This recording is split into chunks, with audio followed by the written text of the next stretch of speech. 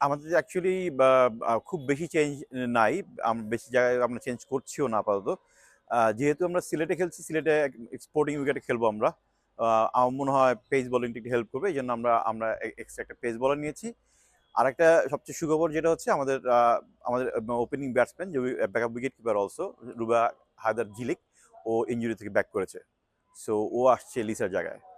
Change হলো আমরা একটা পেস বোলার বাড়তি নিয়েছি ইনস্টেড অফ এক ব্যাটসম্যানের জায়গায়। সুমা আক্তারের জায়গায় আমরা একটা ব্যাটসম্যান পেস বোলার নিয়েছি, হাবিবা ইসলাম পিঙ্কি পেস বোলার। আর হলো যে আমাদের ব্যাকআপ উইকেট কিপার ছিল লিসা আক্তার, তার জায়গায় আমরা রুবা হায়দার ঝিলিককে নিয়েছি। ঝিলিক অনেকদিন পর ব্যাক করেছে।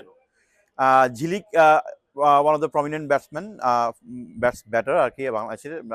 লাস্ট ও খেলেছে এমার্জিং ট্রফিতে খেলেছে হংকংয়ে।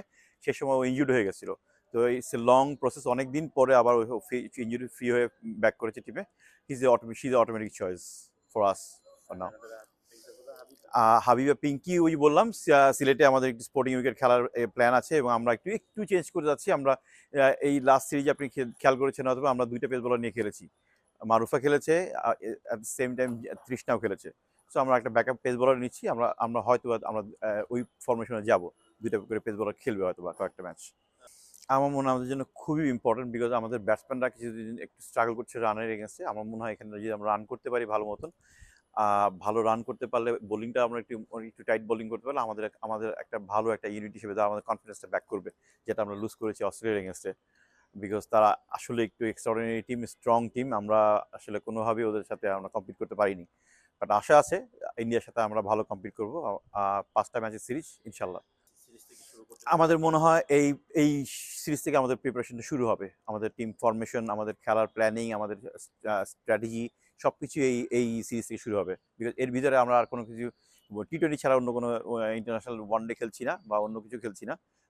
তো আমাদের প্ল্যানটা এখান থেকে শুরু হচ্ছে। আমার আপাতত এইটা বলা যাচ্ছে না, বিকজ আমাদের খেলা আছে আরো কিছু। এর ভিতর পরে এশিয়া কাপ আছে।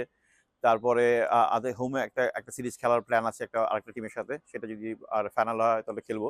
তো খেলা আছে কিছু। ওই খেলার ভিতরে হয়তো কিছু চেঞ্জ আসতে পারে। আর ইনজুরি প্রবণতা থাকেই তো টুকটাক। তো মনে হয় না, বলতে পারছি না যে পুরোপুরি এটা বলা যাচ্ছে না যে এইটাই ফাইনাল টিম।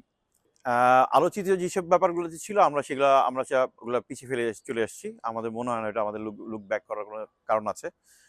ওইটা শেষ হয়ে গেছে। এখন আমাদের নতুন যেটা দিয়ে 5 ম্যাচের সিরিজ, আমরা চেষ্টা করবো যতগুলো ম্যাচ জিততে পারি আমরা। আমাদের টার্গেট এটাই। Thank you.